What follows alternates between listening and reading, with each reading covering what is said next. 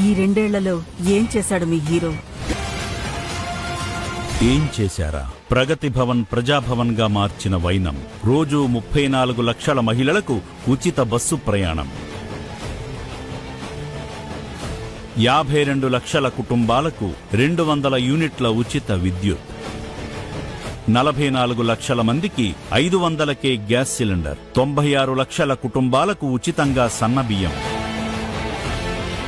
25 లక్షల మంది రైతులకు 2 లక్షల వరకు రుణమాఫీ. రైతన్నలు పండించిన సన్న వడ్లకు 500 బోనస్. ఎకరానికి 12,000 రైతు భరోసా. 60,000 మంది యువతకు ప్రభుత్వ ఉద్యోగాలు. అందులో 10,000కు పైగా టీచర్ కొలువులు. 4.5 లక్షల కుటుంబాలకు ఇందిరమ్మ ఇండ్లు.